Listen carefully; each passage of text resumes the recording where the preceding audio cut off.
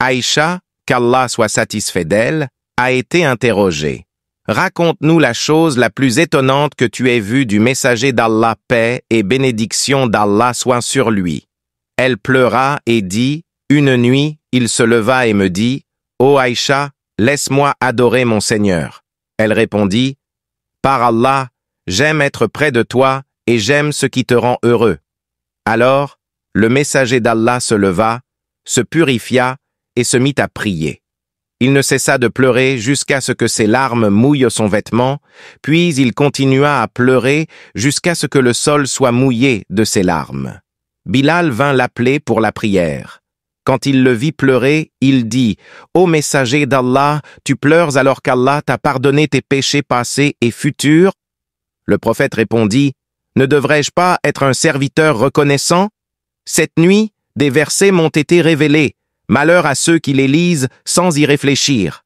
Allah dit, « Dans la création des cieux et de la terre, dans l'alternance de la nuit et du jour, il y a certes des signes pour les doués d'intelligence. » Rapporté par Ibn Hibban, Abdullah ibn Amr ibn al-As, qu'Allah soit satisfait d'eux, a rapporté que le prophète paix et bénédiction d'Allah soient sur lui récita les paroles d'Allah concernant Ibrahim paix sur lui, lorsqu'il dit « Ô mon Seigneur, ils ont égaré beaucoup de gens.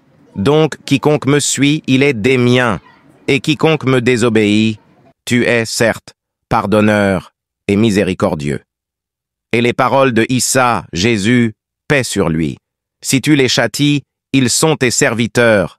Et si tu leur pardonnes, c'est toi le puissant, le sage. Le prophète leva les mains et dit « Ô Allah, ma communauté, ma communauté !» Et il commença à pleurer abondamment.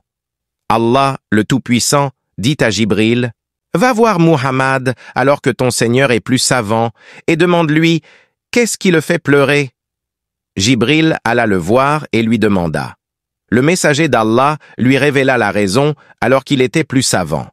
Allah, le Tout-Puissant, dit, « Ô Jibril, va voir Muhammad et dis-lui, nous te satisferons en ce qui concerne ta communauté et ne te laisserons pas insatisfait. » Rapporté par Muslim.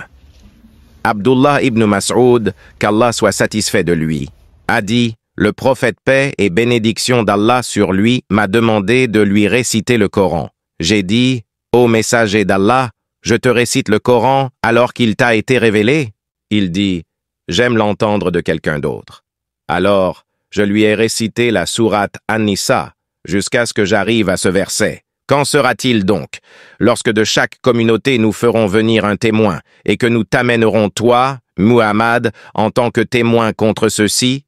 Il dit, « C'est suffisant maintenant. » Je me suis retourné vers lui et j'ai vu que ses yeux étaient remplis de larmes.